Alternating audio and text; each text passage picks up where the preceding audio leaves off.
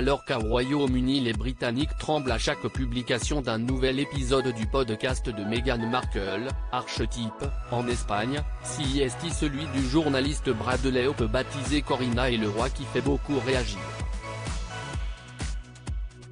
L'ex-maîtresse de l'ancien roi d'Espagne Juan Carlos y fait des révélations plus croustillantes les unes que les autres.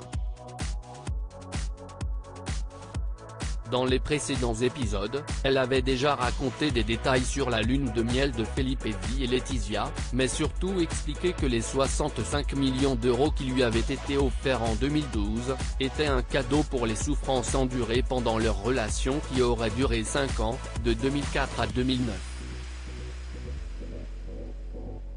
Mais ce n'est pas tout, car ce jeudi 8 décembre, The Times fait l'écho d'un nouvel épisode dans lequel elle révèle qu'en 2016, Juan Carlos aurait fait partie d'un groupe WhatsApp qui aurait eu pour but de monter ses enfants contre elle. Un groupe qui se serait appelé The Pride. Dans ce groupe WhatsApp, il y avait Juan Carlos, Philippe Adkins, mon premier mari, Casimir Sous-invite Ginstein Saint, mon second mari, et mes 2 enfants, raconte-t-elle. La femme d'affaires est persuadée que son fils Alexander, qui avait alors 14 ans, a été influencé par ce groupe.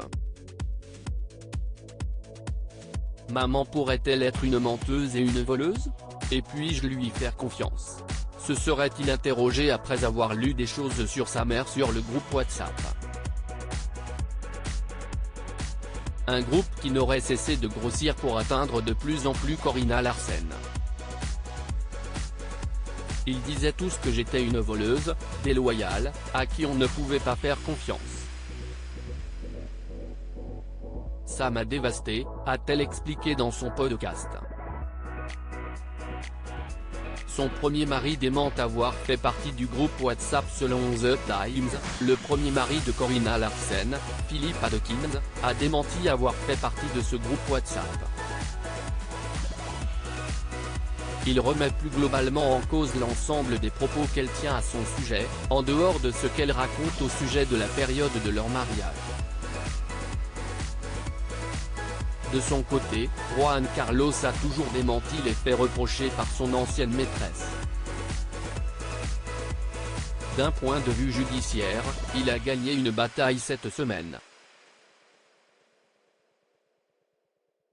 Les accusations de la mère de famille concernant la période de 2012 à 2014 ont été écartées du dossier. Une petite victoire pour l'ancien souverain espagnol. Article écrit en collaboration avec 6 médias Crédit Photo, Itartas.